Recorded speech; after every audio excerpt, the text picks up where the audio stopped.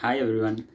So in this video I'm going to cover a few relationships between weight loss, health and water.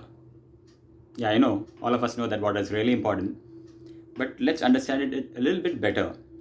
So one very important point would be many times our body is not able to differentiate between thirst and hunger. So what do I mean by that? Suppose you had your lunch. After having your lunch, maybe in a couple of hours' time, sometimes you may be feeling hungry again. Normally, that's not supposed to happen because it takes minimum 3 to 5 hours or 6 hours for the food that we eat to get digested. So, what is happening at that time? So, that time, what is happening is you may actually be feeling thirsty. So, as I was saying, so body sometimes cannot differentiate between thirst and hunger. So, what you need to do first is whenever you feel hungry, maybe in a couple of hours time after having your major meals, a good thing to do would be to have a glass of water. A glass of warm water would be really good, but if you cannot get a glass of warm water, try just having a simple glass of water. That will normally help you to overcome the cravings. Okay, and in that way, in that process, we'll actually start eating less. Okay, so that is one relationship between water and weight loss and good health. So please do remember this point. The second point I would like to go into would be saliva. All of us know what saliva is. Now, saliva is very, very important for our digestion.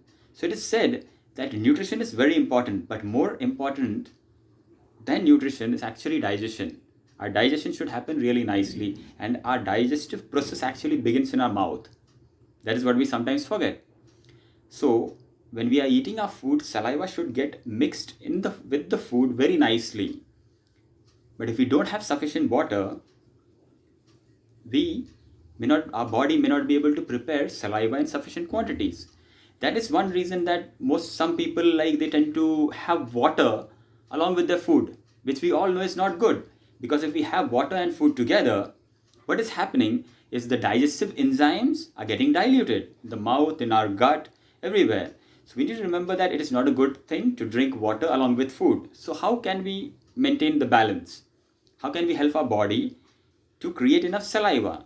So very simple technique is this. Try to have a glass of water around 30 minutes before having your major meals. Around 30 minutes before having your major meals. Then immediately after completing your meals, do not have water. You can have a glass of water again after at least an hour passes by. Minimum 30 to 45 minutes, an hour is a good time. So if you maintain this, that will help in the digestive process very much. Then again, it is said that we should have around 2-3 liters of water a day.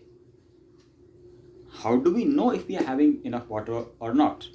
A very important point that is covered mainly in Ayurveda. If you do a bit of research on Ayurveda, you'll come to know that Ayurveda says that like in every couple of hours, you should have pressure to go to the washroom.